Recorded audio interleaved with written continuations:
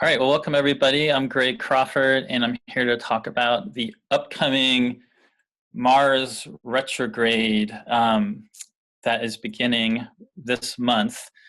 If anybody has questions after this, I have my email here. It's consultation@gregcrawford.net, and my site is gregcrawford.net, so you can always find me easy to connect with just by going there. So what we're going to do is we're going to start off by talking about the Mars retrograde in Aquarius that goes back into Capricorn. And then we should have, that'll hopefully take about half the time. And then the rest of the time we have some people that are volunteering to share some things going on in their life. And we can look at their charts and see how all of that correlates. So right now, we're really kind of, even though Mars hasn't gone retrograde yet, in a lot of ways, we're really right at the kind of threshold of things, of this whole transit getting a lot more intense, because Mars is stationing in Aquarius. And we'll talk about this more in a little bit, very close to the transiting south node of the moon. And right now, as we're talking, Mars is basically right there, conjoining the south node of the moon in Aquarius for the first time. And this is one of the really significant aspects of the upcoming Mars retrograde, which we'll talk more about. So today is June 7th. Mars does not actually end up officially stationing retrograde, meaning, you know, it's going to actually start appearing to move backwards through the zodiac until a couple of weeks from now on June 26th. And as I have here, it's going to be at basically 9 degrees and 13 minutes or so of Aquarius. You know, it's already, though, at about 7 degrees of Aquarius, which again is where the transiting south node of the moon is right now. And so there's already a very big intensification happening with regard to Mars, the upcoming Mars retrograde. And most likely you're already being sensitized to a lot of the themes that are going to be coming in with this, at least initially. Because Mars is only going to move about 2 more degrees in the next month. And as we get closer, you know, Mars basically is just not moving for quite a while. It's pretty much just standing still. This is, as you probably know, this is kind of the most intense transit that we get with Mars. And since it's a planet that's known as a superior planet, or a planet that is outside of our orbit, it's a little bit different than, what's very different than the retrogrades of Mercury retrograde or Venus retrograde, which are planets that are inside our orbit. And because they're inside our orbit, when they go retrograde, they're in between us and the sun, and they always spend a period of time becoming invisible, where we don't see them anymore.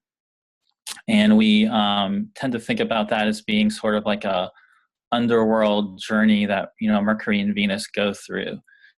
One of the contrasts with Mars retrograde is, since it's outside our orbit, similarly, Mars is as close to us during its retrograde as it gets, but it's actually very visible. In fact, they're saying that this particular Mars retrograde in Aquarius, later in the summer, it's going to be as bright in the sky as Mars has been in quite some time. I believe like 15 years or so, or something like that. So when Mars goes retrograde, you know, it's actually it's lit brightly up against the night sky and all the stars that we can see at night. The exact opening of this Mars retrograde is going to be really intense, because the day after it officially stations retrograde, we have a full moon that is conjoining Saturn and Capricorn.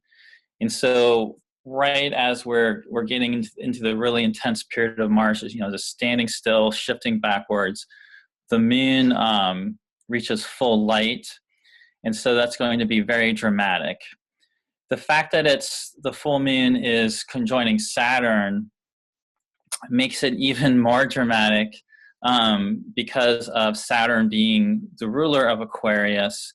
And so Mars, you know, going retrograde in Aquarius is in Saturn's sign. And even when Mars moves back into Capricorn later in the season, summer for the people in the northern hemisphere, but I know will be winter for the southern hemisphere people, it'll still be in Saturn's sign. And I know that some of you that practice evolutionary astrology probably think a lot about Mars being ruled by Uranus, and that's certainly something you can do. And Uranus is also going to be a major player, as we'll see here during this retrograde. But it's definitely worth, if you haven't ever thought about the Saturn rulership of Mars, it's definitely something that works. And it's something important to take into consideration, the fact that we get this full moon conjoining Saturn right at the beginning. It's pretty much just as like an intense, it makes it an extremely intense opening to the Mars retrograde. Those of you that are really into evolutionary astrology, especially the kind that's taught by Jeff Green, are probably familiar with the concept where Mars is seen as being the sort of leading edge of, you know, the soul desires that are often strongly connected in with Pluto. And during the Mars retrograde, we get this real intensification of these inner desires really emerging and causing a lot of inner transformation that ends up playing out an outer transformation in our life. That basic idea is fairly similar to how Mars retrograde is thought of across many fields of astrology, and especially in terms of this intensification of inner heat. Because when Mars, as we're experiencing right now, Mars is moving extremely slow. And as it begins to stand still, it's not moving. It's really concentrating on that degree. And there's sort of like this real strong inner fire that gets stoked with that. The type of inner fire that can really kind of melt down and sort of begin to separate out things we've been previously attached to. Some stronger desires can start to emerge that we may or may not have been aware of before. This particular Mars retrograde, though, is going to be extremely volatile for a number of reasons. One, as we'll talk about in a little bit, is that it's configured very strongly to Uranus, because Mars is basically forming a square aspect to Uranus and Taurus. The other thing is that the lunations that coincide with this Mars retrograde are about as intense as it gets, because as I already mentioned, there's a full moon conjoining the ruler of Aquarius at the very beginning, and that's followed then by a partial solar eclipse that is opposite Pluto. And that is then followed by a total lunar eclipse that's conjoining Mars. And so that total lunar eclipse, we'll spend a little bit of time talking about that. That's happening on July 27th. And that is the heart of the Mars retrograde. The heart of the Mars retrograde is always when it's exactly opposite the sun. And that's when it's brightest. It'll be a very bright red in the night sky at that time. And it's pretty wild that that moment is timed up almost exactly with a total lunar eclipse. So we're going to have a very bright red Mars, and we're going to have if you were in a place to see it, you would be able to see it's going to be one of those blood red moon lunar eclipses. And then later, you know, in August, it's going to end up stationing back in Capricorn. So we're also then going to go through this transition of Mars moving from Aquarius back into Capricorn, which is significant for a number of reasons that we'll also talk about. So like I said, one of the things about Mars retrogrades are, on one hand, it can be this feeling of these really strong desires emerging. There's also just something about the personal life story, very similar to Venus retrogrades. Mars retrogrades can be very dramatic. Some people seem to be a little bit more tapped into them than others. Some people seem to be a little bit more strongly impacted by Mars going retrograde in a particular sign. But it's one of those kind of transits where a lot of really fateful events happen. We meet very significant people. Our life narrative changes in very dramatic ways. The way we look at our life narrative or tell our life story can change in very dramatic ways. Unlike the Venus retrograde, which is very clockwork, you're probably familiar with how that forms a 5-pointed star in the sky. You know, it happens every 8 years. It's timed up every 8 years, happening in a similar spot. The Mars retrograde is not clockwork consistency like that. It's actually very erratic. There's not really any set pattern to it. It basically happens every 26 months or so. It generally lasts for about 3 months, but it doesn't really, there's not a total pattern about when this happens. The timing of it is very erratic. What I've listed here are the different points back that has happened at since 1999. So if you take some time and just kind of look back at these time periods, these are the time periods where Mars is actually moving backwards retrograde. You could certainly actually expand these time periods by at least, you know, a month or so on either side to capture more of the you know, there's always a bit more of a dramatic kind of lead in, like even though Mars hasn't gone retrograde yet, we're already in that retrograde shadow zone where things are already starting to change and intensifying correspondence. I know in my life, if these certain time periods are all very dramatic for me. And so one thing that's helpful just to get a sense of what might be going on for you, even though these are happening in different signs, by looking at the previous periods when Mars has gone retrograde, it'll hopefully give you a sense of, you know, what are some previous experiences you've had, what's happened in your life. One thing that can be really helpful, I find, is you know, a lot of times in the world, there can be a lot of dramatic conflict with Mars retrograde, but this sort of idea of inner heat and this intensification of Mars and intensification of these inner desires, if you can put that into some creative projects or something you're really passionate about, it can give you a lot more kind of power to really transform and change things and get away from the way you've done things before. This is particularly the case this time with it being in Aquarius, as we're going to talk about, as well as it being square to Uranus and Taurus. An example in my life that goes with the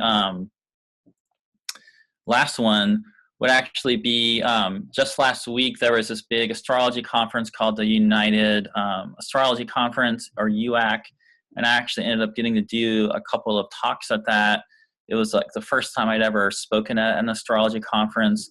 It actually was also the first time I'd ever even applied to speak at an astrology conference. So it was a really big deal just in the standpoint of even applying, but then also getting in and then going through the whole process of actually doing it and having that all go well. It was like for me, it was like a really big breakthrough just with the work I do in astrology.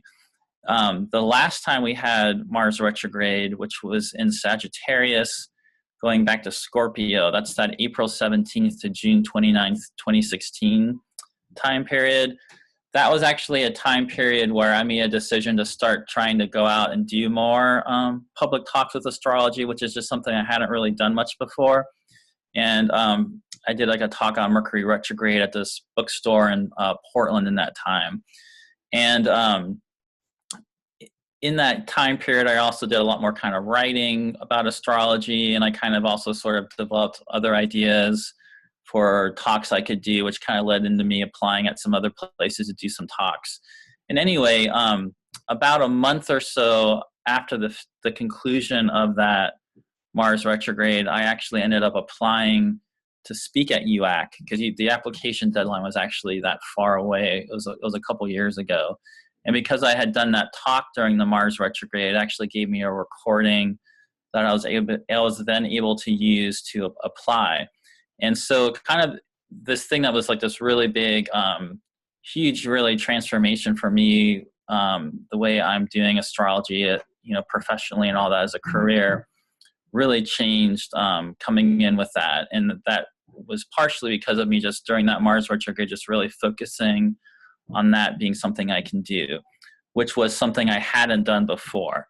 So that's a good example of Mars retrograde. There might be one reason or another. There might be something you've been kind of interested in doing, but for whatever reason, you've been kind of holding back from it.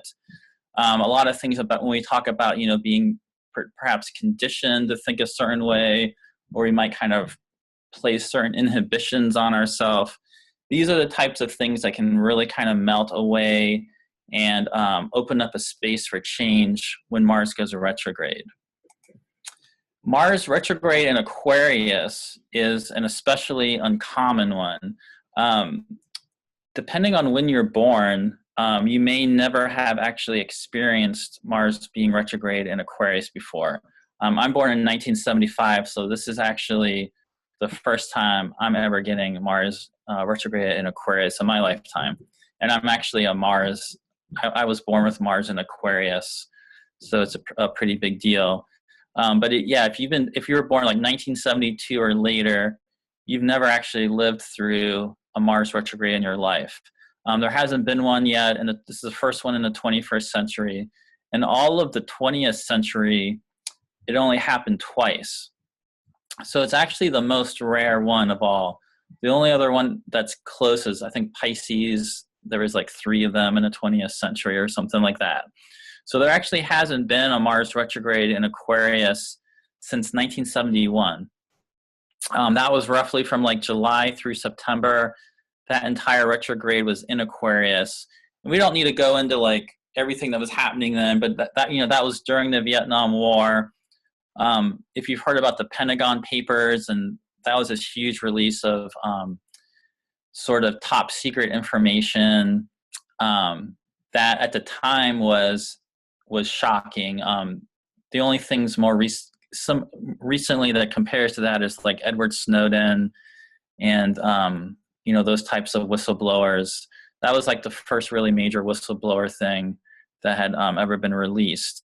That happened a little bit before the retrograde, but kind of in that lead-in time. There's a very famous feminist speech by Gloria Steinem that was given right when the retrograde was beginning. And there were some really big riots around racism issues. There was also a really massive prison riot that happened. And those are good examples as far as, especially with Mars retrograde in Aquarius, Mars retrograde in general can really stoke flames. We're going to be more likely to have protests and even riots. And especially with Aquarius, we do tend to think about people that are exiled, or people that are out of the mainstream, or people that are on the other end of, oppression for one reason or another, often like getting together and getting angry and doing something about it. The previous one was in 1939, and that was actually fairly similar to this one because it started at the beginning of Aquarius, about 5 degrees of Aquarius, and it actually went back into Capricorn. It went back to about 24 degrees of Capricorn. And interestingly, that was also the previous time that Uranus was in Taurus. Although, unlike now that, you know, Uranus has just entered Taurus, Uranus had been in Taurus for like 7 years at that point, and it was at more like 20 degrees.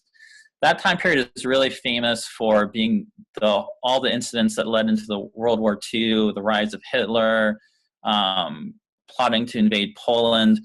Something I noticed, though, just looking at, I was just looking at Wikipedia and things that happened, and something I saw that was really interesting was the first appearance of the comic book hero Batman. It didn't happen exactly during Mars being retrograde. It actually looks like it was published the time period leading up to the Mars retrograde, but certainly Batman came into manifestation during this time period, and people were probably first becoming aware of Batman. You know, some people were first becoming aware of that character during the Mars retrograde.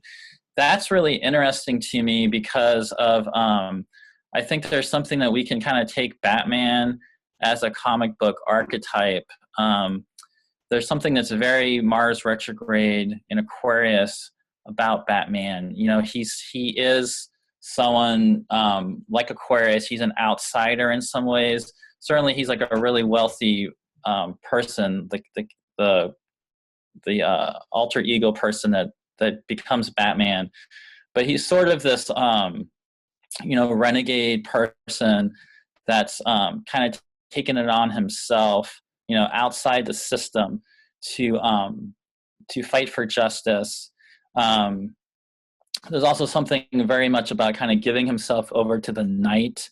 There's something very almost like kind of sacrificial about him, which is also very much, there's something there that makes me think a little bit about Mars being with the south node of the moon also in Aquarius, and sort of this vigilante who's you know, like obsessed with his idea of justice and fighting for it. And he's, you know, he's sort of a very much a rebellious figure who's, you know, very stubborn. He's also like very fixed. You know, he's like obsessive. He's not going to give up. You're not going to really kind of stop him or sway him from his sense of justice and what he wants to do about it. So I think those are some themes that we can kind of expect to that we can kind of see with Batman. There's just something about that really resonated with me, so that's just why I wanted to include it. Like I mentioned, one of the really major things about this transit is that it's happening near the south node of the moon in Aquarius.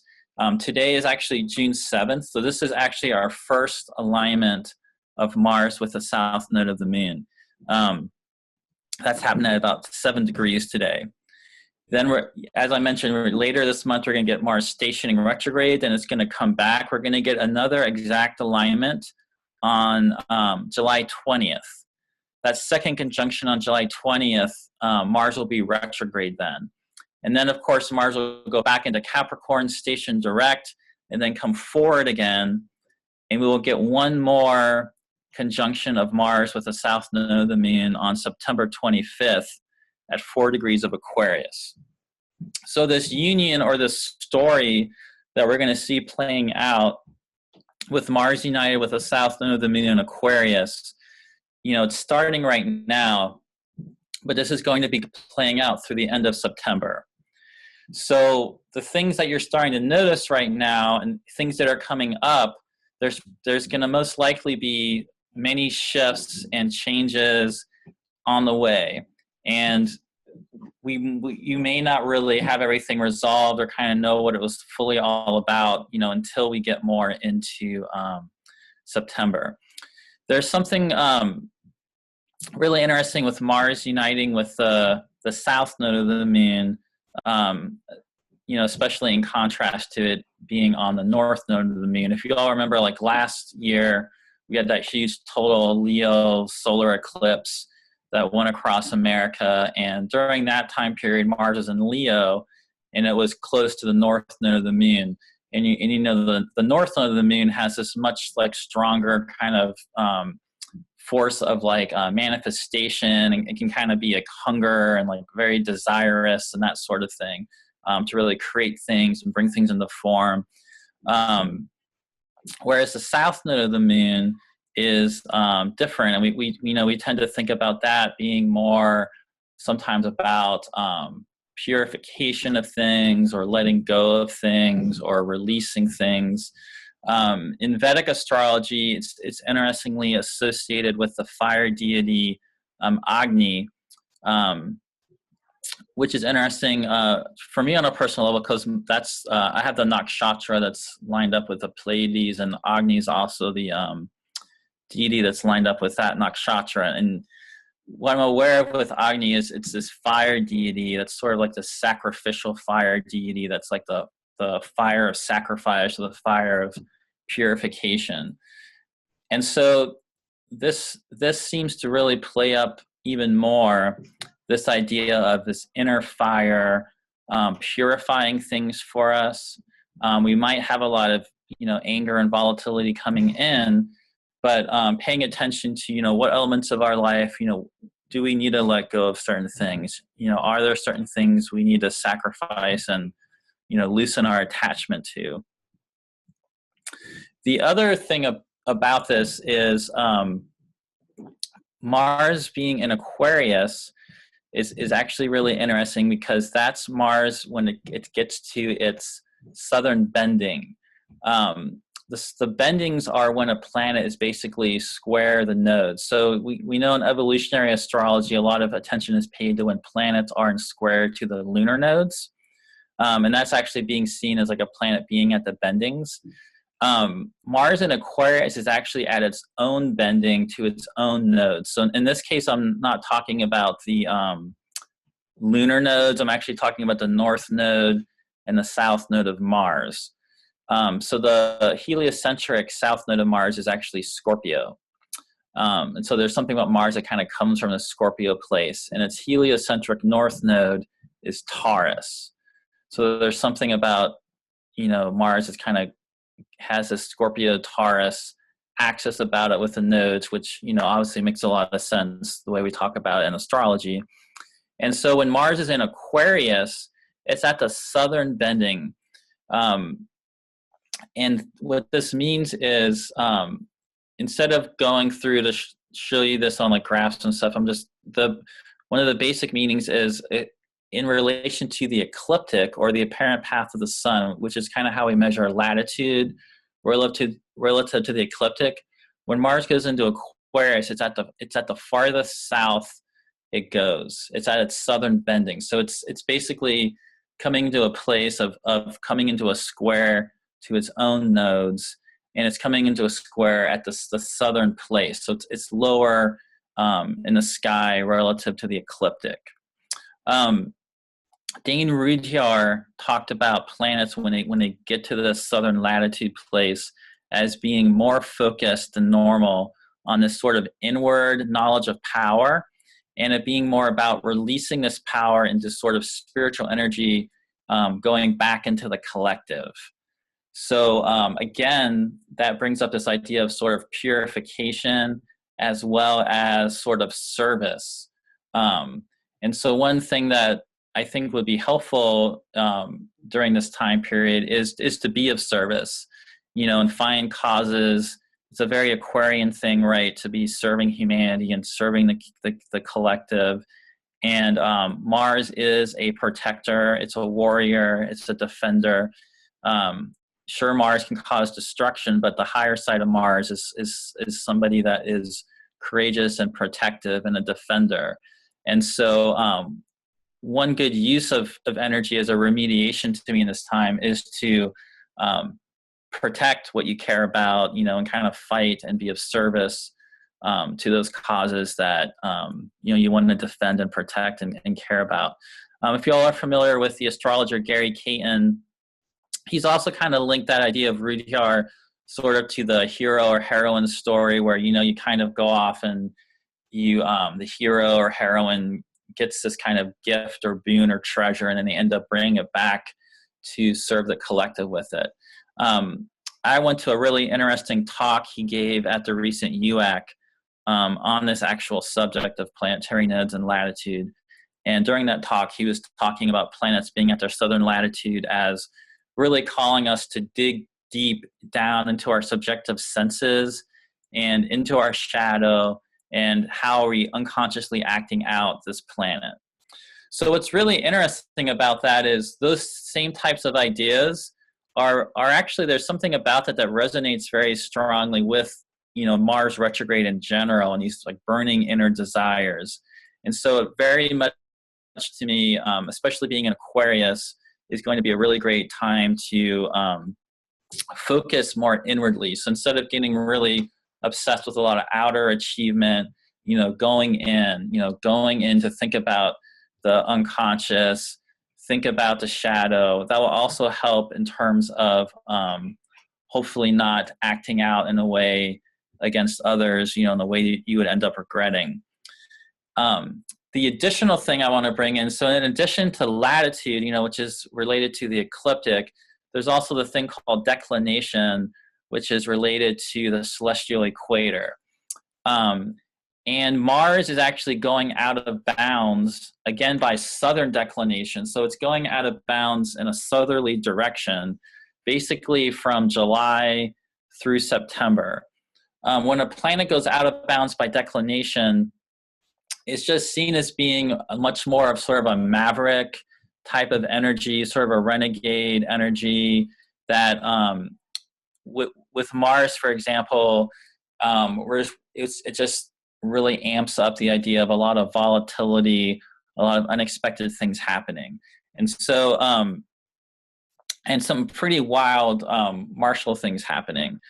So again, this plays up the importance to me of the best thing we can do really on personal levels is this idea of being aware of the shadow.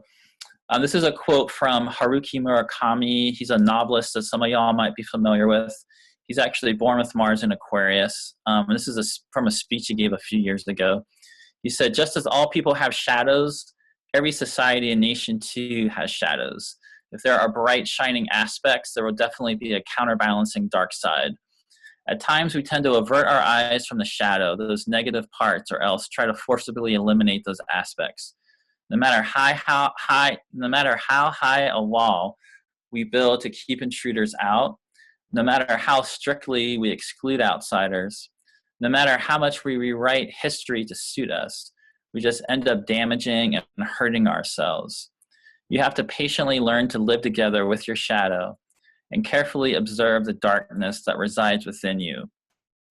This quote to me works really well, you know, not just in terms of the shadow, but in terms of this idea of outsiders, you know, and when we're looking to protect things or, you know, being inclusive in a certain way, there's also people that are excluded, you know, and so there's going to most likely be a very strong collective theme of, you know, who's on the outside, who are the outsiders, and a lot of attention at times probably forcibly being directed in those directions. The other really major thing going on with this is the aspect with Uranus and Taurus.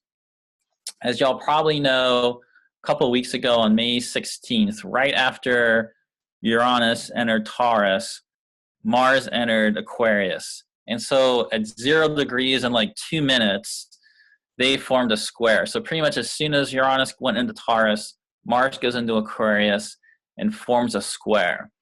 But due to Mars going retrograde, it's not just a one-time, you know, passing square between Mars and Uranus.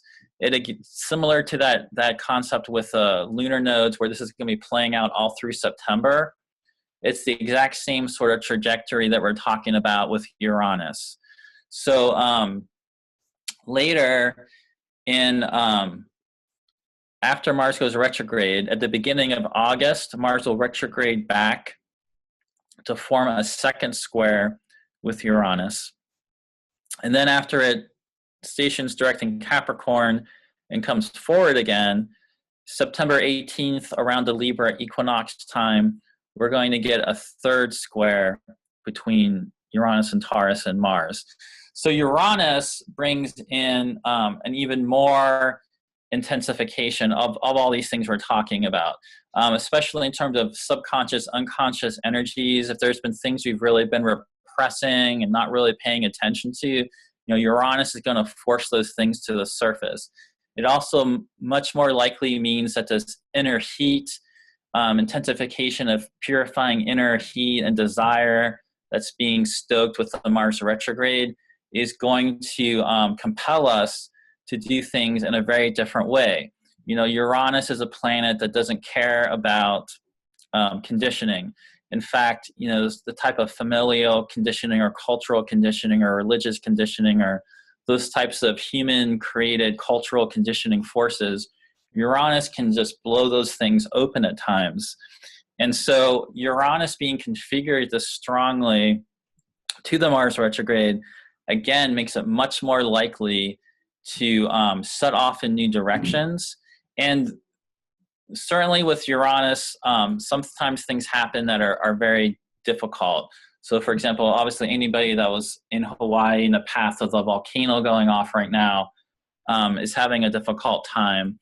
But the positive side of things that can be very kind of shocking and unexpected with Uranus are it can really, you can, if you kind of make allies with Uranus and if you can work with it and really open yourself to letting go of this attachment to the way things have been, it really can open you up to really act, you know, much more authentically, much more alive, you know, really vivifying yourself to a much stronger sense and kind of going after things and living your life in a way that, you know, you may have been previously holding yourself back from. I'm going to skip over that quote. Actually, I'll read it. I think we can go a little bit longer, so that's fine. This is actually a quote from C.G. Jung. So he, y'all are probably familiar with the fact he created this thing that was later called the Red Book or the Liber Novus. And before he actually went to the extent of, you know, creating this beautifully illustrated manuscript, which this image you see here is an example of one of the images he painted for the Red Book. He was actually writing journal entries in this other book that is often referred to as the Black Book. Jung is born with Aquarius rising, and his sun is on his descendant in Leo. He has Uranus at, I forget, it's like 14 degrees Leo or something like that. So he has a Uranus in Leo. In 1913, after he had separated from Freud and Uranus enters Aquarius, and Uranus is basically on his ascendant, he starts getting all these visions, and it basically takes him into the period where he was working on the Red Book, where he basically got most of the ideas that kind of fueled the rest of his work. This is an entry that he wrote about Phanes, or I'm not sure how to pronounce it correctly. In the Orphic, in the Orphic creation stories, Phanes is like a very primordial creative deity that's sort of there at the beginning, you know, with chaos. And though he's not writing about Uranus here, I like this quote. There's something that to me has a bit of Uranus to it.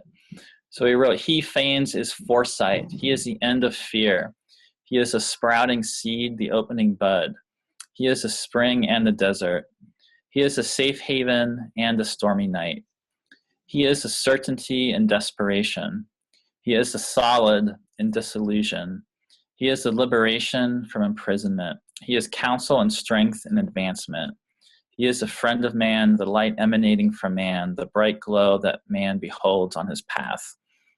One thing I like about that quote is that being the solid and disillusion, because the types of experiences that can correlate with these very volatile transits we're entering can certainly bring about dissolution and some elements of life falling apart or changing in ways that may not feel very comfortable, maybe even kind of scary at times.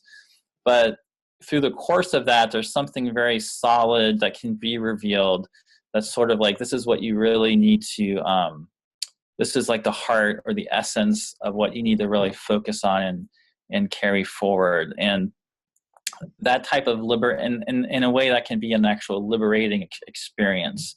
And so I really see that as being the high potential of this.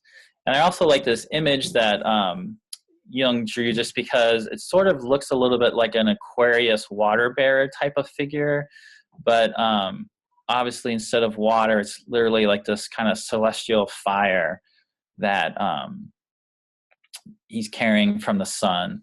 And so again, that's something that just kind of resonates with the transits we have coming up. As I mentioned, the other huge thing going on with this transit is all these eclipses. So after we get this full moon that sets off the Mars retrograde, we go into a partial solar eclipse in Cancer opposite Pluto on July 12th. That's followed then by the total lunar eclipse on July 27th, which is basically conjoined Mars retrograde. And then we get another partial solar eclipse on August 11th at 19 degrees of Leo. And then interestingly, I think there is one more lunation during the Mars retrograde. So there ends up being a Pisces full moon, like right when Mars is stationing direct. It's not an eclipse, but it is a full moon. So it's kind of like the Mars retrograde comes in with a full moon, and it's going to go out with a full moon. And the fact that it's then within the Mars retrograde is basically encompassing this eclipse season, which is, again, this is another thing. Eclipses, things come into form, things pass out of form. New things come into our life. Our life story, our life narrative changes dramatically. We similar to also the aspect with Uranus, it's a certain element we can't really even predict or know exactly what's going to be coming in with these eclipses. So there is this high element of uncertainty about all of these transits, and it really does require a lot of faith in the unknown, and just it really will be requiring, not giving into fear, but just really stepping into this and stepping into whatever change comes up along with all of this. This is a chart just to show you that total lunar eclipse. So you can see on here that Mars is almost exactly opposite the sun. The exact opposition would have been like the day before this, but it's still pretty much right there opposite the sun. You can see that the sun is only a degree away from the north node of the moon. The moon's only a degree away from the south node of the moon. The moon's only a degree away from Mars. So it is a very, very powerful total lunar eclipse, exactly aligned with Mars. And you can see that Uranus and Taurus is at the bendings, squaring the nodes, squaring the eclipse. So again, that really amps it up dramatically. You can also see that Uranus is trining Saturn in Capricorn, and that Chiron in Aries is also interacting very strongly in it, where it's forming a trine to the sun in the north node, and it's forming a sextile to the south node, moon, and Mars. And then finally, what ends up happening at the end of August, we get Mars stationing direct in Capricorn.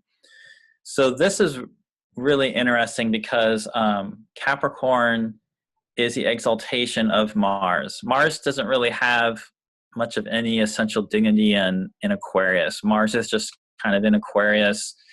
It's a sign that isn't known to be, especially difficult for Mars, but there's nothing about Aquarius we really link very strongly to Mars. Whereas Capricorn is actually Mars's exaltation. And interestingly, 28 degrees of Capricorn, where Mars is stationing, is actually the exact exaltation degree of Mars. So it's sort of known as the degree of the zodiac where Mars is the most exalted or the most powerful.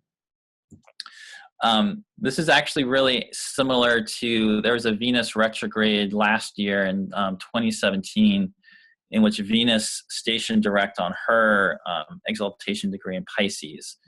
So it's a very interesting sort of mirroring thing that Mars is doing this time.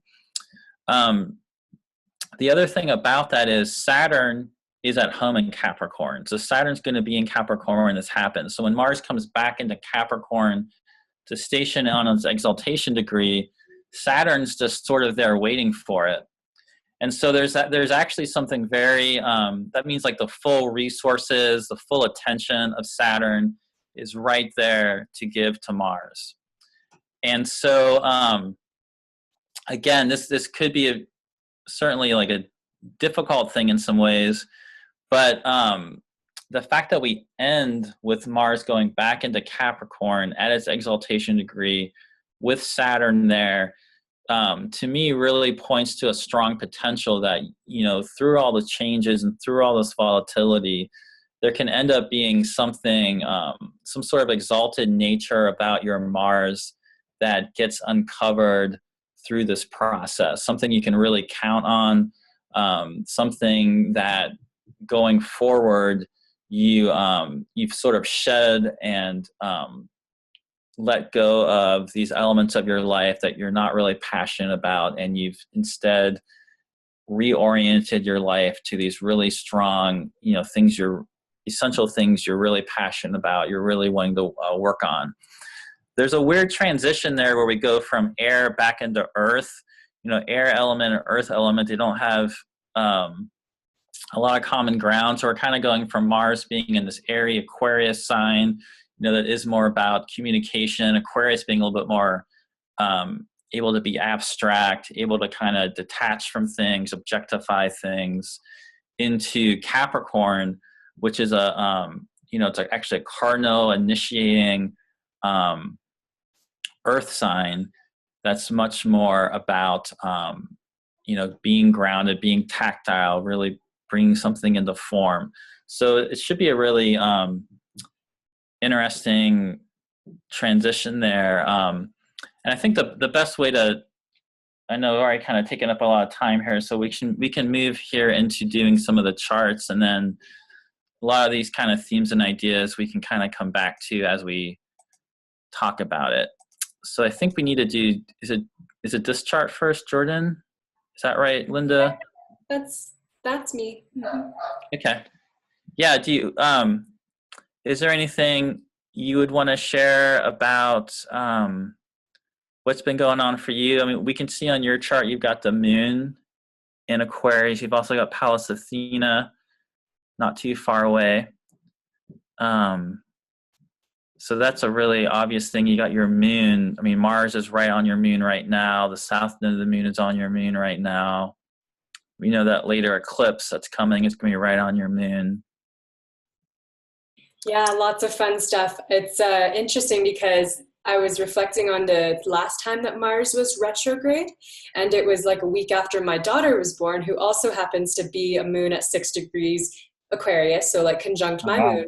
And so she's 2 now, and we're all in my family making a really big shift. I'm going to be transiting out of like mostly working at home with clients to going back to teach. And my daughter's starting school, and I'm like, wow, it's in my 10th house of career, like all these changes. And a lot of, it feels really good, actually. It feels really exciting. Like I feel super energized and super like, whew, yeah, I can do it. I can do the mom thing, and I can do the career thing, and I can still have my clients. So it's actually feels like a really empowering time. So I'm kind of like jittery to see what comes up next, like when it really hits the fan.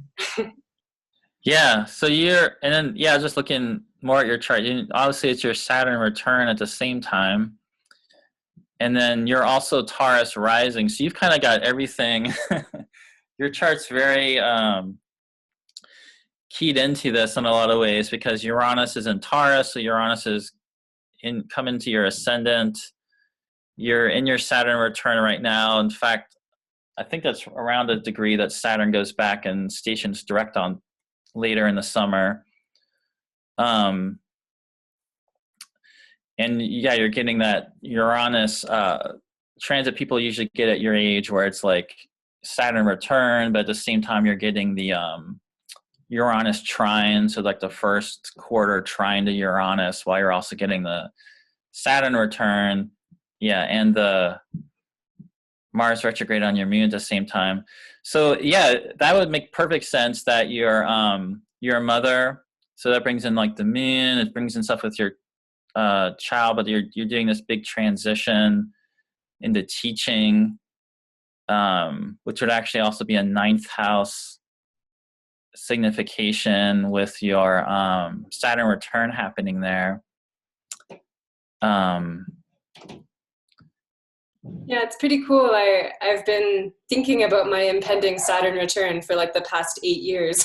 Now that it's finally here, I'm like, oh, I love it, actually. It's been one of the best times so far. I mean, I'm just barely into it, but a lot of really positive shifts have been happening. So it's been a really cool time. Cool. Is there anything, besides the teaching opportunities or anything else you'd want to share about? I wonder, it's interesting, we're going to be moving actually to a new place. We're in Mexico City right now, hence the dogs, if you can hear them, sorry.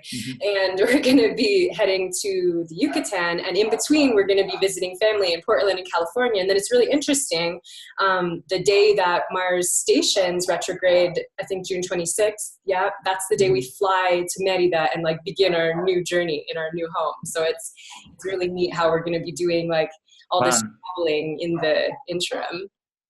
Yeah, that sounds really exciting. Cool.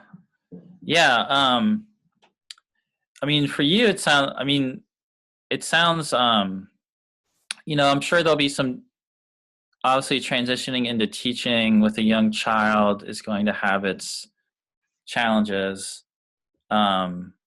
which I'm sure is going to be part of what that experience is for you with all this stuff happening. But yeah, that sounds like a really great example though of overall though, that's going to be a very like liberating thing for you too, to really get out and get your career going again with like teaching.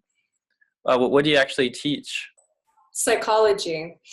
So it'll be fun to get back into it. And I'm having to like relearn a bunch of things. I'm like, oh, does this like fully adult brain like work? Am I still able to like manage a classroom? We'll see.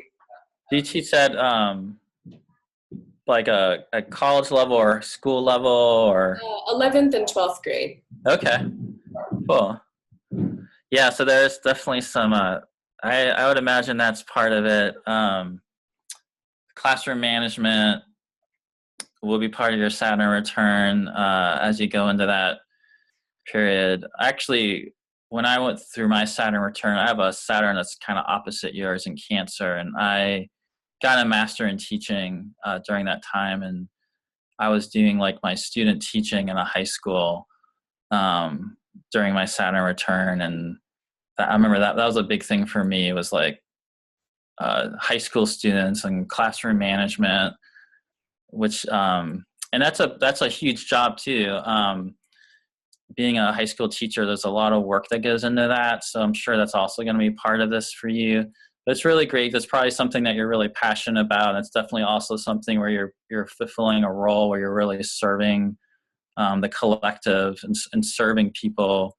So I think that's a really good use of, when I was just mentioning that earlier when I was talking, that seems like a really good use of the Mars retrograde energy and all that.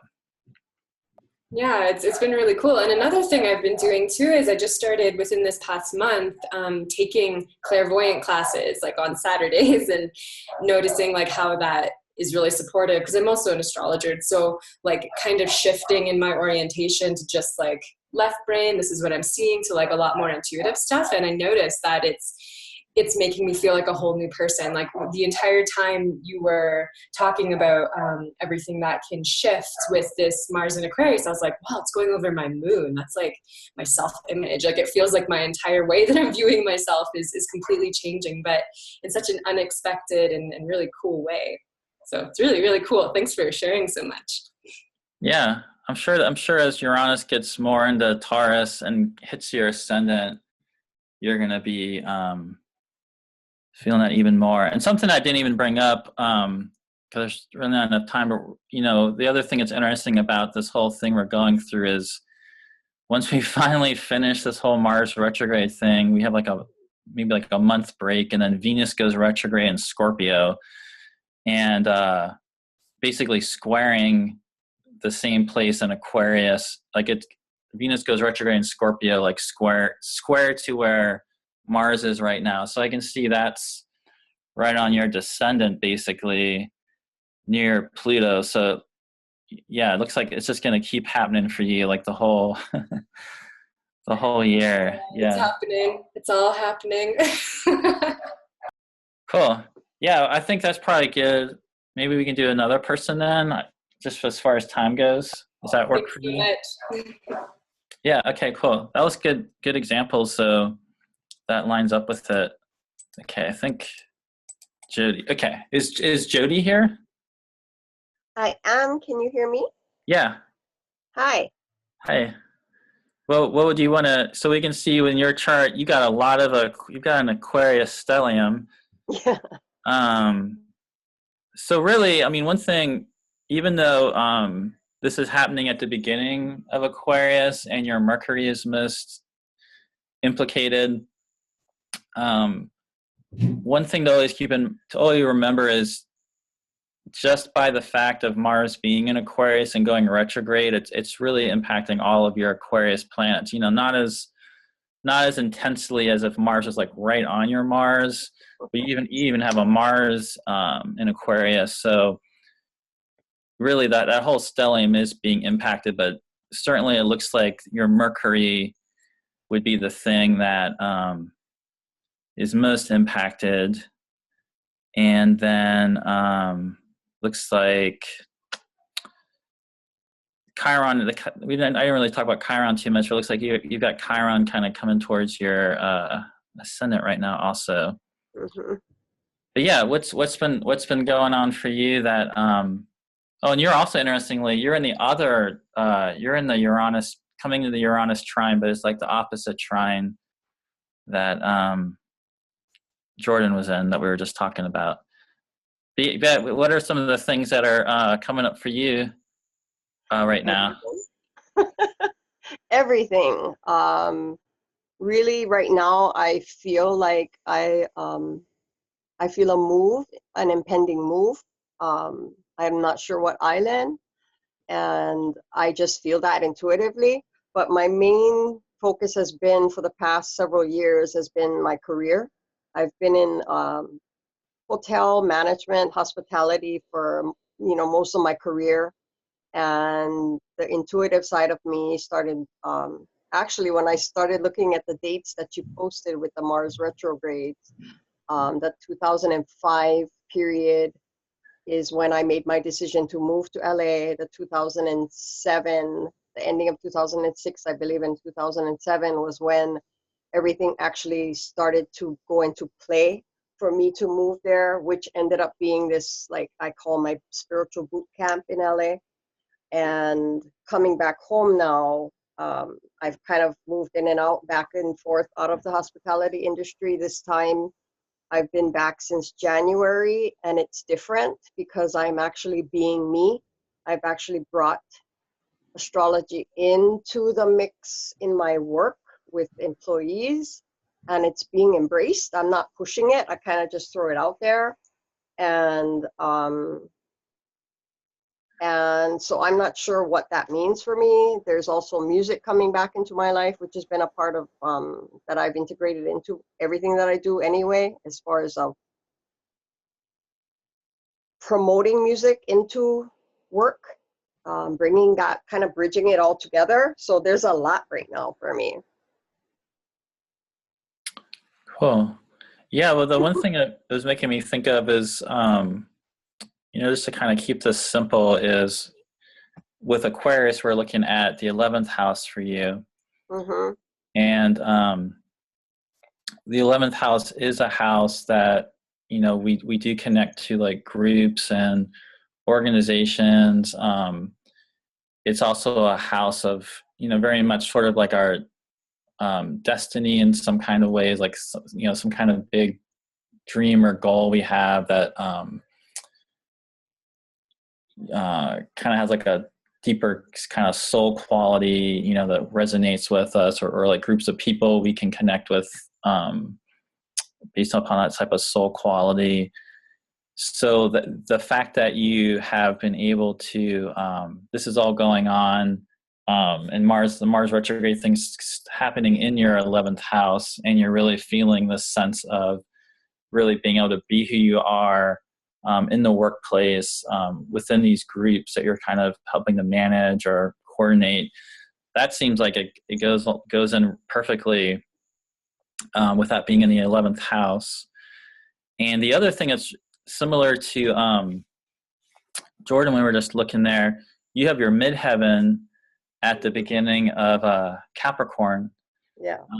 as well as your south node in Capricorn. So Saturn kind of went up to close to your south node and then pulled away, and it's heading back towards your midheaven right now. So Saturn being on the midheaven or being in the 10th house is, that's always like one of the, biggest transits you get ever, for career, being seen and taking on responsibility.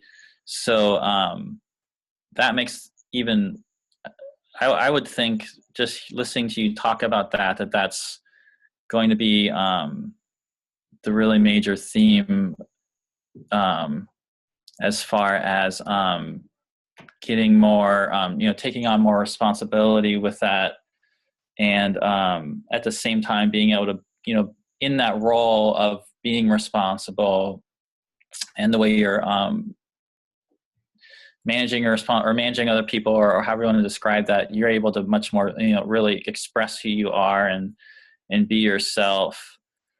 And then you have Uranus kind of going into your second house right now. So that would seem to, on one hand, to me, that when we talk about that, it's being sort of like your inner sense of yourself and inner values. That would kind of be the same type of thing to me, like really liberating that, so you can really bring that to the bring who you really are to what you're doing in the world, and valuing that about yourself, which would maybe that plays out with better financially too, in the end. It's obviously it's going to go back into Aries, so you're going to still get a little bit more of that first house Uranus thing happening later when it goes back into Aries. Right. But yeah, is there anything else about that you'd want to say? That seems like it lines up with what you were saying. Yeah, it totally does. And my question being is, because Mercury is the furthest away, it's not really connected to the stellium, and it's kind of standing on its own in Aquarius, Mm-hmm. and that's the only one that's really going to be actually directly impacted. Mm-hmm. What type of beneficial energy do you see that having? Because I tend to, my thing with astrology is really riding the waves. It's where the underlying current is. And in listening to everything that I've talked about, where would a Mars retrograde with Mercury there really be the most beneficial energy to flow with? Does that make sense? And you do so it sounds like you do have employees, is that right? Yes. Well, something's going to happen with that, it would seem, because one of the basic things to always do is just let's look at what does Mercury rule in your chart. So it rules Virgo, right? That's your 6th house. That's actually where you have Pluto and Uranus. And so, and the 6th house is employees. And it's also, your work in the world too, and service, but a very basic level of that is, if you have employees, that's where you look. So there would seem to be something going on with that in the workplace, that this is that kind of your relationship with your employees is definitely highlighted even more strongly in that way. And then also Gemini would be the 3rd house. So that could definitely be communication, of course. And in the way the 3rd house can relate to local areas and things like that, that seems like it works in with your place of business too. And, that could also even be communication, or if you have to do advertising or social media with your, with it. I don't know, do you do that as part of it? I actually am anticipating bringing that into the mix that's currently not there. I'm introducing a lot of things that are not the norm in the business that I've grown up in, and which seems to be kind of, dying along with the old paradigm. And breathing a new life into it is actually being embraced, which is very shocking to me, because I kind of came at it in a more of a sense of, I really don't care. I'm cool. This is who I am, and that's what I'm going to be. And use me for what I know, and in terms of the actual business part of it. And I've been kind of just dropping the rest of it, like dropping seeds as I go along, and it's being embraced, which was actually very shocking to me. Okay, cool. Well, that seems like goes really well with that. And yeah, so anything mercurial like that, and since it rules the third house, yeah, if you were going to do something with that business, like social media or promotion or like any kind of communication, but even just like stuff promoting it in the local area, Okay. And doing something really different, bringing in that that strong Aquarius energy you have there.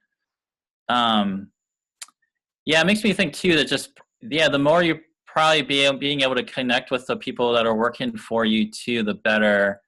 Okay. That seems like it's a good thing, just so there's not, because that could also, it just makes me think that, because it can be a volatile transit, there could be some volatility with the people that are working for you, but just keeping that in mind, if you're being the way you're treating them and everything is fairly, and bringing that kind of Aquarius sort of energy into it, I think that would work really well. Yeah, I'm the mommy that everybody comes to when something is wrong. Yeah, that sounds good. Right. Cool. And yeah, you have the Aquarius moon too. It's really interesting. Yeah, it's really, you have a very interesting chart for that. I like that. With the Venus and Aries on the ascendant. That's awesome. Right. So it's what is interesting to me, and and this might be a side note that, since we're talking about Mars, Mars is always known to be this competitive, everyone talks to me about competition and all of that. And what is so hilarious to me is my whole entire life, I have not understood competition. I got an F in PE. I never liked games like that. I never liked any of that. Is that because of that Venus sitting there? I don't know about that, because, Venus and Aries is, as far as Venus goes, that's one of the more competitive places for Venus to be, because it's ruled by Mars. I mean, generally, that's just like a stereotypical thing to say. As a generalization. But Aquarius is an interesting place I have a Mars in Aquarius too. And I think Mars in Aquarius is just a really interesting place for Mars to be. I think there still is, an ambitious competitive side to Mars, as there always is. But being in Aquarius, and especially in your case, you have Mars in Aquarius right next to Saturn in Aquarius. Right. And your sun and moon are right there. Your Mars is within a degree of the sun. So if we use the 1 degree orb as far as like Mars, like being like Kazemi, or being in the heart of the sun, we could say you have actually Mars in the heart of the sun. Right. It's definitely like kind of consumed. All those planets are they're all kind of consumed by the sun, except for Mercury. Mercury would be a morning star, but those other planets are all kind of consumed, right around the sun. So, yeah, I think there's something about Aquarius that's a little bit more. I think that's probably it. The fact that you're so strongly Aquarian, and Aquarius. Yeah, of course, Aquarius can be competitive and ambitious, but I feel like there's a thing about Aquarius that's just a little bit more open to the group, a little bit more able to kind of like detach and see that kind of side of things. I don't know if that makes sense, but yes, totally. Yeah. I think I'm more competitive with myself probably than, my own self and achieving for myself. So that makes sense totally. That would make sense too. Yeah. Well, and also you being Aries and having Venus on your ascendant, you have Jupiter and Aries in the first house. Yeah. That would make sense too. All right, Awesome. cool. Let's do it. Okay, let's do another one then. Thank you for sharing that. Okay, so Shelley. Is Shelley here? I am, yes. Okay, cool. So you have another Aquarius moon. It's a good theme we have going here. And yeah, so you have Mars. Mars is going to station right on your Venus, pretty much exactly, but also close enough where it's definitely activating within a few degrees your moon. And I mean, Mercury is like 4 degrees away, so that's still pretty close. And let's see, what are other, and you're getting like me, you're Uranus and Scorpio, so you are in your Uranus opposition now. Yeah. And sort of at the beginning of your Saturn opposition. But yeah, so the things that look to me really standing out would be the Venus, Moon, Mercury, and then you're in your beginning of your Uranus opposition. So yeah, how's that? What have you noticed about that so far? Well, I definitely think a lot of changes on the horizon for this summer. I feel like my chart is very activated. I have, skip steps to my nodes with that Venus. So with Mars kind of ending up it's stationing on 9. Yeah. Yeah. It's stationing. I mean, pretty. It's pretty much squaring your nodes. Yeah. Yeah. So it's squaring my nodes, and it's also definitely squaring your Uranus. Right. Exactly. So, so I'm like, oh, great. It's gonna be a fun summer. But and you just had the Uranus, the nodal square, where the transiting nodes have been squaring your nodes, and the eclipses are kind of squaring your nodes. Yeah. Right. So, I mean, I've had like a lot of, I would definitely say the Mars themes that we've been talking about that you covered about kind of like going into your own shadow and doing sort of like psyche work, like what's motivating you or what's triggering you and all those things. I've definitely feel like that's come up a lot through relationship and in general. And then likewise, like from a career perspective, I would say that I definitely want to change. I definitely want like a more free life. I have a corporate job. So I've never been into it. And here I am 20 years later. So I think, and Jupiter right now is clearly going over my, right. Descendant and my nodes. So it's all being very activated on sort of a psyche level, on a career level. I definitely feel like over the last year, I felt like almost like this, similar to Jodi, like this sense of like, I think I'm done with this city and maybe I'm supposed to move somewhere else. But now I'm just not sure about that either. And then I'm writing a book on the side. So that's kind of been put on pause a little. I've been slowly rewriting it, but like I will probably go into self-promotion mode when I finish it, which if I can focus will hopefully be by the end of the summer. That might be too ambitious, but and then I think obviously my Uranus, like Jupiter, Chiron in the 12th house is being activated. So like,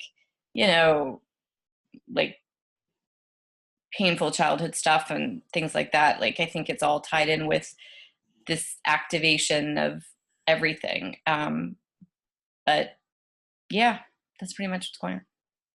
What kind of is it like a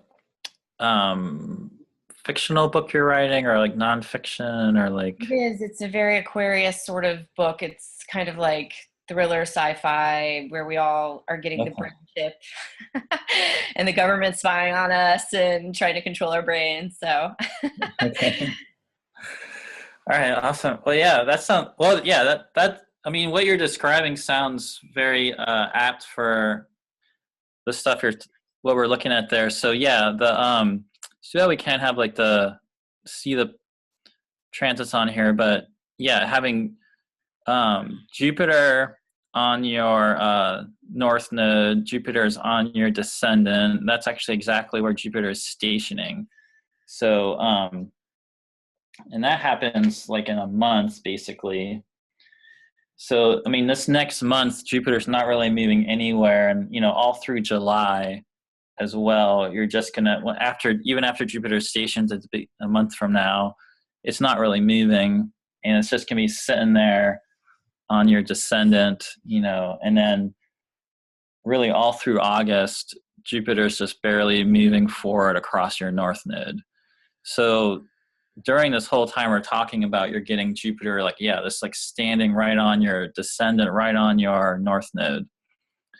And so that's really important to take into consideration with all the other things. And yeah, feeling like that's a really perfect, that would make a lot of sense that you have an Aquarius 10th house. You have your Venus and your Moon and your Mercury there, and Mars is stationing there.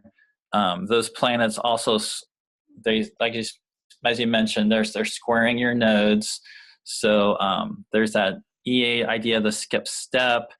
There's this, those are really dynamic planets that, there's some kind of really major, Mercury, Moon, Venus theme is major part of your life, just something you kind of can't avoid. And it would make sense then that you're doing the creative writing then. That's very, I mean, even what you're kind of describing sounds very Mercury, Moon, Venus, Aquarius writing themes. So that's a good example though of what's going on right now, and that you're feeling a lot of dissatisfaction about your corporate job. So that would be the important thing, I think, in this situation, is just kind of bearing that in mind, because unless you're in a place where you just want to leave that job right now, you probably want to hold on to that job and just manage the situation for now before you can take the next step. So that would be one of the major things I would be thinking about, would be how do you just kind of you kind of know you want to leave this job. It's not really what you want to be doing right now, but you also at the same time need to probably be maintaining it. So just figuring out ways to do that and not do something you'd regret in the workplace, Yeah, I mean, I think I've kind of moved past this where I felt very rebellious and wanting to just quit or say something inappropriate. And I'm now kind of in more of a just at peace with it, and I know I'm supposed to change. But I am looking at some other things where I can work from home. But are you saying that I should probably hang on until Mars goes direct? Oh, I don't know. I mean, I don't know what your situation is. So, I mean, if you're in a place where you can work from home, that might be the thing to do. Yeah. Because I mean, Jupiter on your north node and your descendant that's a really powerful thing you're getting right there. So there's definitely something very Jupiterian and expansive that can come in. It could be, if you're in a place where you can do that, that might be what you end up wanting to do. I don't know. So you don't have all the answers? But if you're in a place where you could do that and make that transition, this could be actually a pretty good transit to do that with. I just think there's definitely some volatility stuff coming in. I mean, interestingly, actually, that full moon that happens at the very end of the retrograde is pretty much right on your sun, so that's kind of interesting too. Yeah. And I think as Uranus comes across your ascendant event, that's going to take a while, but just being Taurus rising, though, you're already kind of getting a little bit of that that'll get more, if you don't do something about that, you know, I'm sure eventually you're just going to have to do it. But no, I think if you're in a place where you can do that, this could be a good transit to do it. I mean, Uranus opposition is going to kind of call you to really kind of step out and risk something. So like a midlife crisis transit, like, but like in terms of questioning, like, what am I doing with my life? But I don't see like an exact like path forward. But also I wanted to say that like my 4th and 10th houses are actually intercepted. So it'll be interesting to see if like somehow this crossing over my midhaven at 25 degrees, 26 degrees, once it goes at 28 degrees, you know, if that's like where the shift happens. And, you know, I think perhaps it's supposed to free up that Aquarius or unlock it. Yeah, I mean, the fact that Mars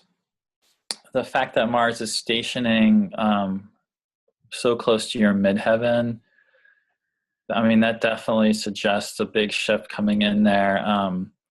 So that's if you're in a place where, I mean, if you know that you really want to be the writer and you have your life set up for that, I mean, I think you actually could shift into that as that's happening. It's definitely going to, there's going to be something going on with your work and who you are in the world as part of this, because it's going right from your Venus right to that midheaven. And then Saturn's in your 9th house, so the 9th house is also like can be publishing with Capricorn. Right. So that would make sense. And so anything, not to hog the time, but like from a relationship perspective, like this being on my descendant, and the sort of Uranus and Scorpio tied to that skip step and sort of the trauma signature there, like, do you think it's about, what do you think that's about? I mean, are you in a relationship or no? Well, I'm in a relationship, but like it's an ex, and he's a teacher for me in many ways, but like, you know, we're not in a committed relationship, and you know, that is something that I want. So I don't want to, like, you know, not be in the relationship either. Yeah. Well, you know, don't really know enough about all that, but I would say that yes, when you're saying that if you feel there's some really stuck patterns that are part of that configuration, the way you see that playing out in your relationships, and there's you know, in the current relationship, there's like these really old stuck patterns that are kind of embedded in it. You're like, yeah, Uranus opposition hitting that Mars, the combination of the Uranus opposition with Mars stationing on your Venus definitely can, like, you know, kind of melt that down and open that up for something else to come in, especially with Jupiter simultaneously being on your descendant. That is like a very I mean, that's completely set up where you could have some kind of really big change there, I would say. I mean, that's what I would be thinking. Yeah. Okay, cool. Thank you. Yeah. Do we have another one, Linda? Barbara. Okay. We can do Barbara. If she's here. Yeah, I'm here. You got some interruptions. Yeah, so I was kind of listening, trying to get a bead on my own Mars and Aquarius, because I haven't consciously thought about that much, but you know, so I kind of, this is interesting to hear other Mars and Aquarius, but I think what I feel is how it manifests with me, and this sounds kind of strange, but as a shadow whisperer, that I tend to tell people things, truths that they're not always ready to hear. And I mean, I know you have to be diplomatic, and that's not necessarily always appropriate, but I was looking back at those two last retrograde you talked about in 2014, and they both related to jobs or major affiliations that I left because I incited sort of a healing crisis. Like, I wasn't fired, but in the first one, I kind of told the truth in this hospitality environment on Broadway where we were supposed to be switching over to this more intuitive form of, well, anyway, it just came out that certain people, you know, couldn't do it, and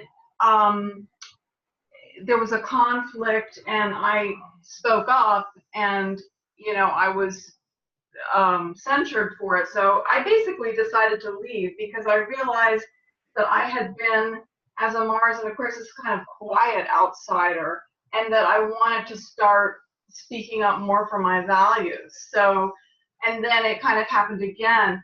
I mean, in 2016, where I left the women's group because it felt too constricting in terms of what was politically correct or not. So I feel like, I mean, I've been the past 2 years going through this gradual career reinvention, you know, because I was sort of unintentionally retired by that situation, and I knew it wasn't going to work going forward, and then I really needed to regroup, you know. And so what's happening more now is well, two things. I'm going into a deeper study of astrology. I just started an astrology immersion course because I've been interested in it for years, but like most people, you know, you're like, oh, I can't make money from it. So, you know, it's just like the secret passion, you know. And then the other thing was I went into this whole big training around somatic experiencing, which is a nervous system oriented training, you know. And I kind of feel like my path, I mean, I have Chiron conjunct my sun, which is a skip step. And I feel like my path is related around healing, but putting it together in a different way. So I'm kind of trying to put together astrology with the somatic experiencing. And that's, I'm really going deeply into study this summer. And I feel like that's kind of like exploring my shadow enough in depth that I know the turf, the underworld so well, you know, that I can be a guide. So, but I'd be interested in anything you see around what I've been saying about my chart. Yeah, that makes a lot of sense. I mean, you've had Pluto on your Mercury basically, and it's still pretty close. And this whole transit, you know, Saturn's just going to be getting closer and closer and closer to your Mercury. And that Pluto-Saturn conjunction coming is a little bit off your Mercury, but it's still pretty close to it. It's going to be happening in between your Mercury and your midheaven. And Saturn's kind of over by your Venus. And opposite you have that Venus-Uranus opposition. So Saturn's kind of setting that off right now. And so some of the things you're describing, I think, go very well with being a Venus-Uranus opposition person. What was also making me thinking about, though, with your Mars in Aquarius is you have that grand air triangle there with your Moon in Gemini, your Saturn in Libra, and your Mars in Aquarius. So you are somebody that's going to speak their mind. And I have that's going to be kind of important for you. Yeah. You know, I was just going to say, I have Uranus in the third house of communication. Yeah, right. I tend to disrupt things, not intentionally, but yeah, I mean, just kind of what sometimes I feel like I'm a lightning rod, you know, for ideas, and people aren't always ready for them. So, but I kind of feel like before in my life, I had been tamping that down because it kind of, you know, I mean, I grew up in more traditional times in very corporate America, and it's almost like I finally realized I had to make a strength out of it, you know, rather than sort of try to tame it, you know, overly tame it to the point that it loses all its power, you know. So I'm curious what you said. What is a Venus-Uranus opposition person? How would you characterize that? Oh, well, just that. Well, actually, I am also. I'm Venus opposite Uranus. And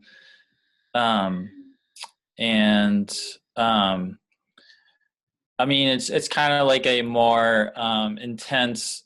So I mean, you could have Venus conjoining Uranus, and you'd always be very Venus-Uranus. Also, if you had a Venus-Uranus conjunction in the chart, you know, so they're very like kind of melded together. But when it's Venus opposite Uranus, there's just that, you know, the tension of the polarity is really strong. And so yeah, I mean, you can't be like a lightning. I mean, a description being like a lightning rod of ideas, or you know, it's important to be able to speak your mind. You can all those types of things I think are really, it becomes very important to me to step into being who you really are, being able to speak your mind. You probably can really penetrate into the shadow as well as see other people's shadows in a way that makes them uncomfortable even, you know. I mean, those types of things can all, it's kind of like a luck, you know, lots of that could be said about that. But I think what's interesting is it sounds like you, with this Mars retrograde thing,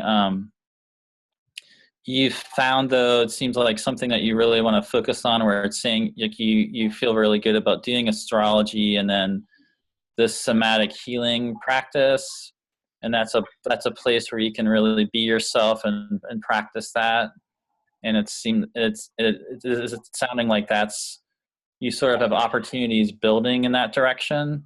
Is that accurate? Yeah, definitely. Yeah, so that would be, I mean, it's interestingly, some of these charts where we got, they all have a similar thing going on with them. But yeah, I mean, you have Mars in Aquarius in the 10th house. Mars is literally stationing on it. That lunar eclipse that's coming is going to be right on your Mars. So you're going to get like the most intense Mars return possible. You know, you've already had a Mars return, but it's just going to be intensifying. And that once it goes retrograde, that total lunar eclipse that's going to be on your Mars at the end of July will be intense. But if you're being able to spend this time going in and being a healer, I mean, they're and also developing this practice at a deeper level, that could actually be a really powerful thing for you, I think. And then, of course, as we mentioned, eventually Mars will come back. You know, you'll get a final, like in September, Mars will come back there again. So it's going to be playing out for a while. But if there's a way to kind of go into this practice deeper during that time, I think that would be really great, especially since your midheaven is again, just like in Shelley's case, that Mars is stationing on your midheaven. And then at the same time, you have the Jupiter in Scorpio that's on your descendant. So Jupiter in Scorpio is stationing, conjoining your descendant right on your angle, and then it's going to, you know, move direct again across your descendant. So that can be a very strong career kind of, you know, relationships coming in to support your career with all the Mars stuff happening to you. And that's also squaring your Pluto. So it looks like that way bringing up some really deep stuff for you. So, I mean, to me, like, it sounds like you're really on the right track with what you're already describing. It's a really interesting example to do the astrology with the somatic healing. I think the Venus being in Capricorn opposite Uranus and Cancer seems especially great for something like that. It seems like that's a really good fit. Yeah, also I have Taurus rising, so I'm very attracted to sound healing, somatic body, anything body based, you know. Mm-hmm. One really interesting thing was you were talking about 1971, the last Mars retrograde in Aquarius. Well, I was alive then. And Yeah. what's really interesting, in 1971, it was one of the most pivotal years in my life. And I was in college, and I mean, I know Uranus is sort of, you know, the breath and the unexpected. And I had this samadhi type spiritual experience that kind of blew me out, blew my mind. And then a few months later, I was in an exam period where all these Uranian things happened. You know, my roommate was up all night, then the radiator didn't work, and then, where I didn't get sleep for 6 weeks, and I ended up having practically a nervous breakdown. So in a way, it was the seed, I think, for later work with somatic healing and trauma work, because I went through this incredibly intense period in 1971, where I really went into the underworld totally, so when you mentioned that, I was like, oh my God, that was like one of the most pivotal years of my life when Mars was retrograding in Aquarius. So. Oh yeah, thanks for being willing to share that. Yeah, that's perfect, and that's definitely true. I mean, the fact that you went through that, really gives you this ability to be a healer in that way. So yeah, I think that makes it even more the case. I think it's would be the thing to be focusing on, since you actually went through that the last time this happened. Yeah. Thank you. Yeah, cool. Well, thanks for. I think, did we get through all the Yes. charts at this Yes. point, or is there somebody else? We've done 4. All right, cool. Okay, great. Awesome. Got any energy for some Q&A? Maybe a couple of questions, yeah. All right, we'll see. Maybe if there's maybe just one or two, yeah. But then, all right, then. That's probably it for me. Okay, guys, anyone with a question for Gray?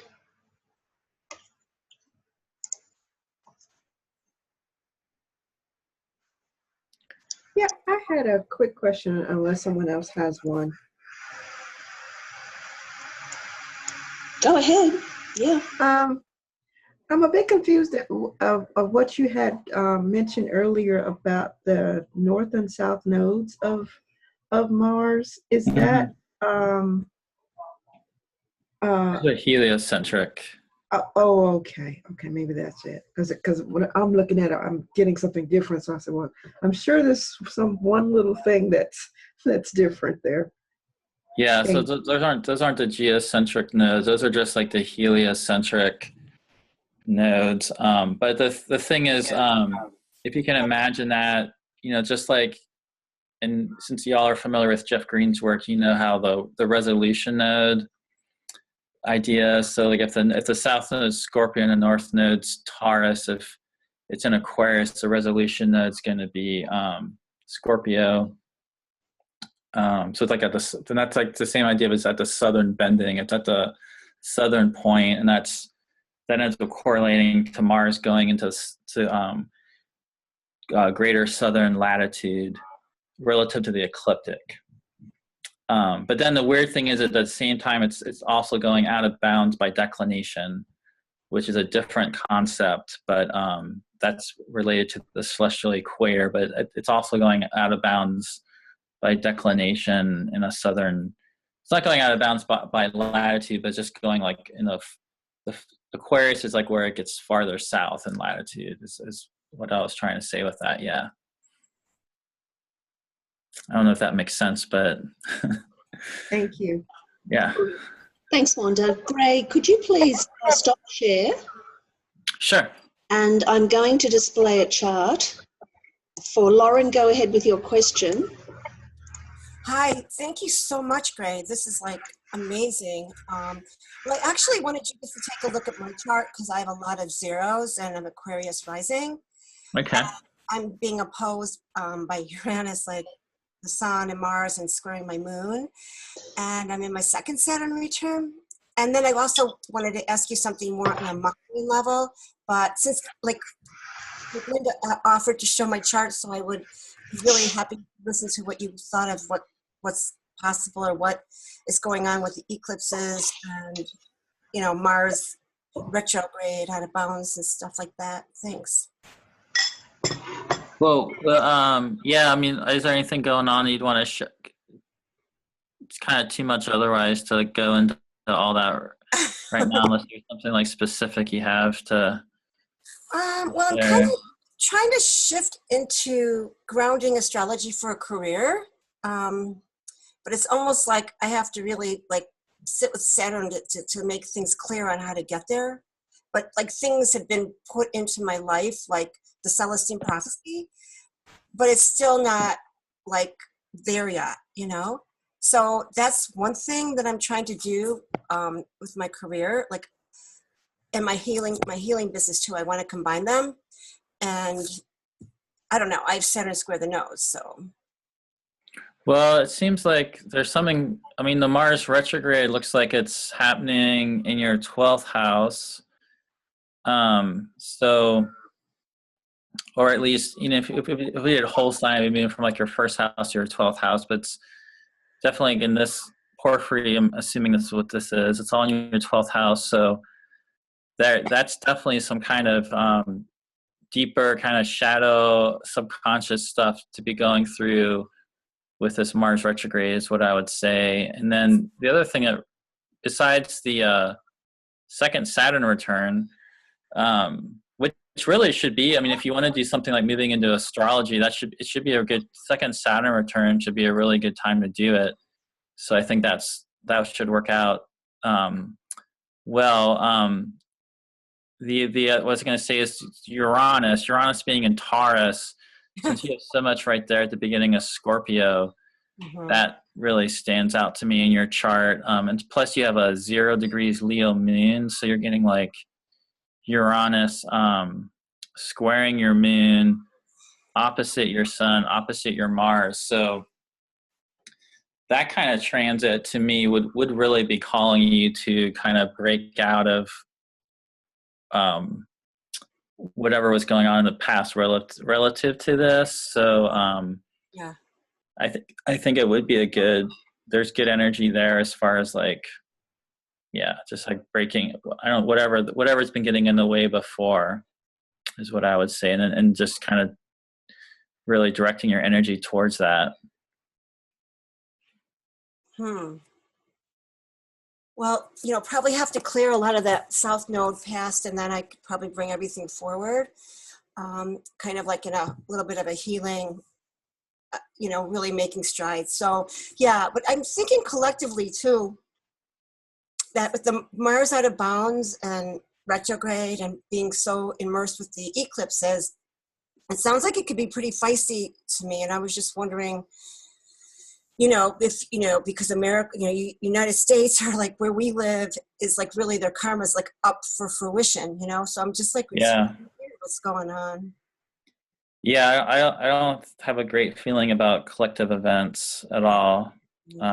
So don't really have any predictions I want to make in that regard, but yeah, I think that definitely a lot more volatility for sure. And so that's why I think it's a good, though, like I was saying, like you can, if there's ways to serve other people or help out, that'll be a good thing. And then also like a lot of the examples people are bringing up in their own life are kind of like these things they really want to, these important goals or passions they sort of have, or new things they want to bring into form. And they're kind of like a break with the past. So on a personal level is what I would say is what it would be good for. Yeah, so I should do some volunteer work for charity on the 12th house. It sounds great. Yeah, that would be good for you. Yeah. Yeah. That would, in your chart right now. Yeah, totally. I think that would be good. Thank you. Yeah, because I'm like so stuck always with the Saturn, you know, Saturn in the nodes.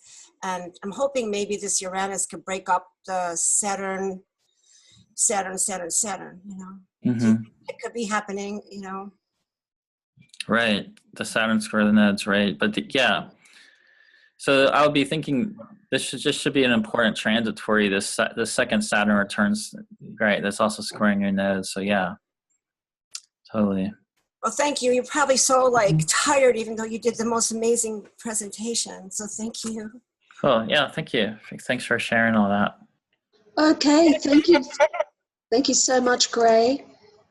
Just muting Yeah, you. thank you, Linda. Okay, thank you for providing so much great information. Thank you also to the volunteers, Jordan, Jodi, Shelley, Barbara, and Lauren.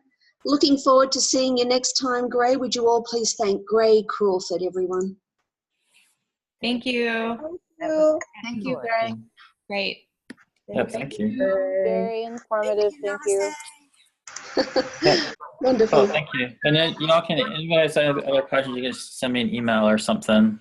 That's fine. Okay, wonderful. Thank you, Gray. Thank you, everyone. Bye for now. Yep, thank you. Bye.